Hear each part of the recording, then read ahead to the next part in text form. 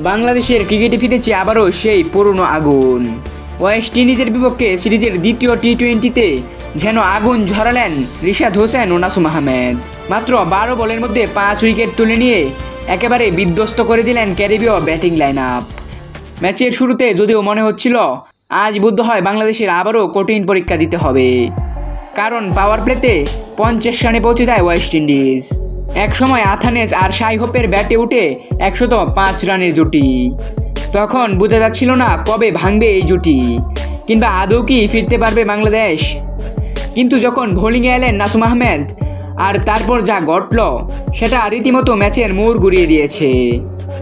ইনিংসের 12তম ওভার, বল হাতে এলেন নাসুম আহমেদ। প্রথমে আথানেজে স্লগ সুইপে খেলতে গিয়ে ডিপ মিড উইকেটে তানজিদের হাতে ক্যাচ দেন। এরপরের বলেই শেরফেন রাদারফোর্ডকে বোল্ড করেন নাসুম। 1 ওভারে টানা 2 উইকেট। বাংলাদেশ তখন যেন জেগে উঠেছে নতুন করে। মাত্র 3 রান দিয়ে শেষ করলেন নিজের শেষ ওভার।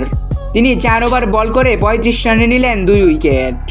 অন্যদিকে উইকেট হারিয়ে কিছুটা চাপে পড়ে ওয়েস্ট ইন্ডিজ, কিন্তু চাপটা যখনই বেড়েছে তখনই আবার ব্যাট হাতে ভুল করেছে তারা। 13তম ওভারে বল হাতে এলেন কাটার মাস্টার মুস্তাফিজুর রহমান। স্লোয়ারে শাই হোপকে পয়েন্টে ক্যাচ দিলেন শামীম। ফেরত যেতে হলো 36 বলে 55 রান করে।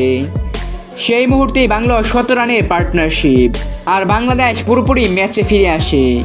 কিন্তু এখানেই শেষ নয়।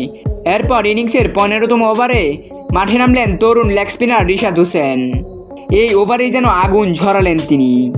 মাত্র 3 রান দিয়ে ফিরিয়ে দিলেন অধিনায়ক রবম্যান পাওয়েলকে, আর 2 বল পর চতুর্থ বলেই ফেরালেন জেসন হোল্ডারকে। মাত্র 12 রানের ব্যবধানে ওয়েস্ট ইন্ডিজ হারালো 5 উইকেট। তাসকিন, নাসুম আর রিশাদ হোসেন একে একে যেন ধ্বংস করে দিলেন উইন্ডিজের ব্যাটিং অর্ডারকে। মাত্র 12 বলে 5 উইকেট হারিয়ে পুরোপুরি ভেঙে পড়ল ওয়েস্ট ইন্ডিজ। রিশাদ আর নাসুমের ঘূর্ণি যেন মনে করিয়ে দিল সাকিব মিরাজের সোনালী যুগের স্পিন আক্রমণকে।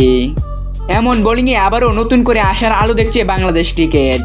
কমেন্টে জানিয়ে দিন আপনার মতামত, আর ভিডিওটা ভালো লাগলে একটি লাইক দিয়ে পাশে থাকবেন। ধন্যবাদ।